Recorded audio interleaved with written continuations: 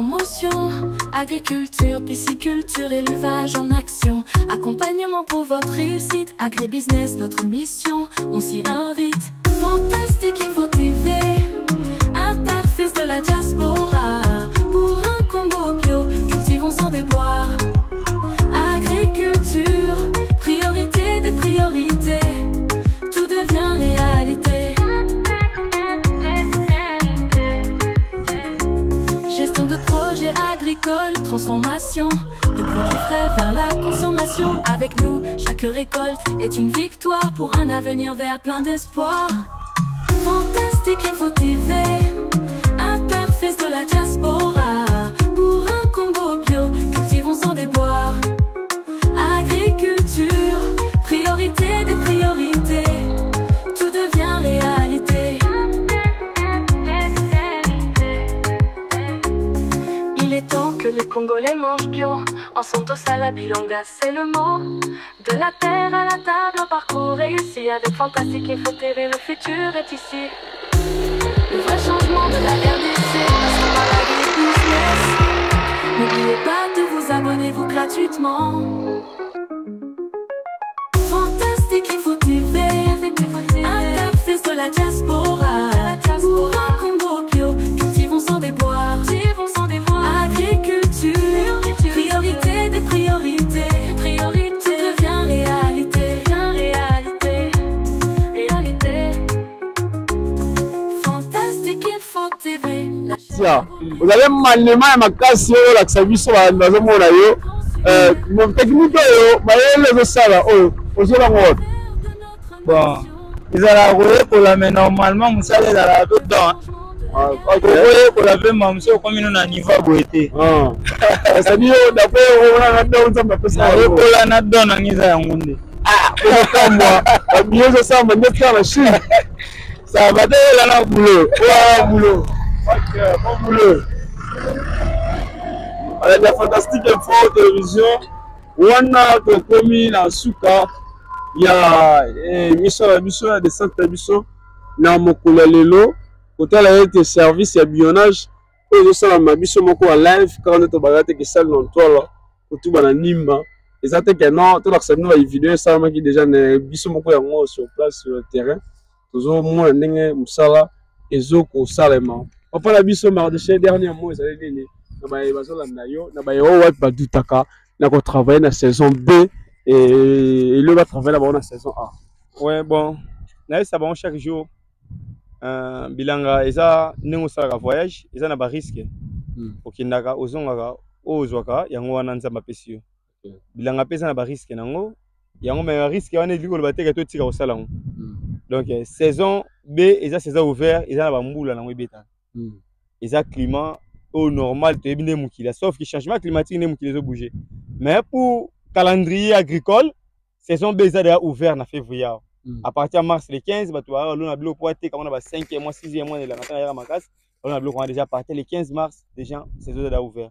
Mais pour le moment, tu as clôturé la saison A, tu as aubergine, parce que tu as un mois privilège, il y a un mois où il y a un mois belé, tu as un peu bloqué pour que on est langue. Donc, c'est déjà saison où, par contre, si on a une saison où ça va tout le monde. Parce que nous avons un caoutchouc, tant que banda et en ilanga. Nilanga pour nous, et ça passe.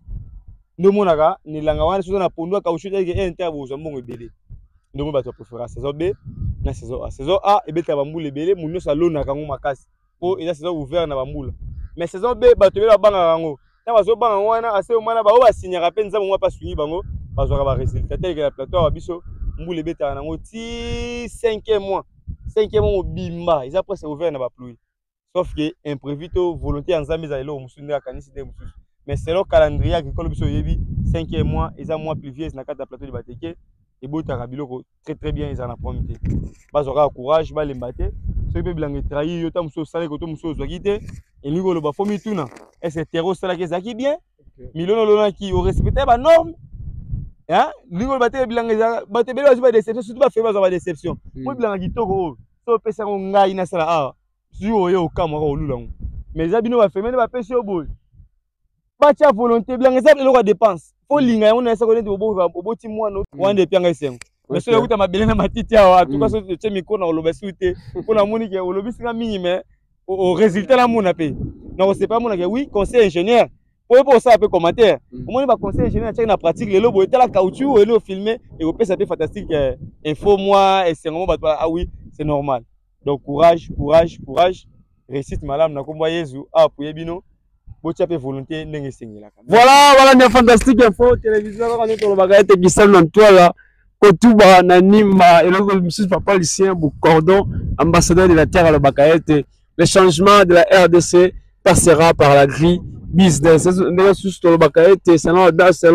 définition de l'agriculture, c'est la priorité des priorités. Il y a un lutter contre suffisance alimentaire dans le Mboka na biso Congo Kinshasa. Non seulement d'intérêt na bango la politique ya kasbacha miso na bilanga ba mona résultat ba mona pe changement ya notre pays. Tika nzama pambola biso na bino tokuta bongo mbala sima. Restez toujours branchés sur votre chaîne télévision magazine Fantastique Info Business. Bye.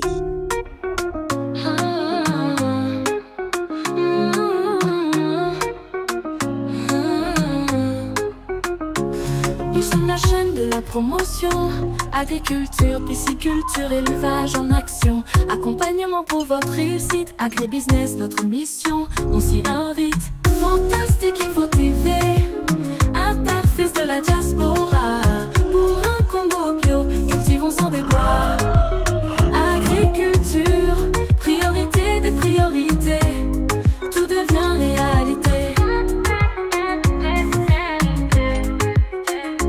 Gestion de projets agricoles, transformation du produit frais vers la consommation. Avec nous, chaque récolte est une victoire pour un avenir vert plein d'espoir. Fantastique Info TV, interface de la diaspora, pour un combo bio, cultivons sans déboire. Agriculture, priorité des priorités, tout devient réalité. Il est temps que les Congolais mangent bio, en Santos à la Bilanga, c'est le mot de la terre à la voilà, table. très cher abonné de Fantastique Info Télévision. Au occasion, topesi bandeko nyonso oyo baza na besoin kosala ba verger pe ko lolo na ba arbre fruitier le loto elibino occasion ya malamu ya nzete ya jaquet oyo ezali arbre to fruit le plus gros du monde oyo pépinière nango eza disponible awa na kati ya laboratoire ya Fantastique Info Télévision. Alors bandeko nyonso baza na besoin na yango ba mikro benga numéro eza affiché nzete moko ezali na $2 donc tozo la bino bobenga pona bolona yango et ozala malamu vraiment nzambe apambola bino.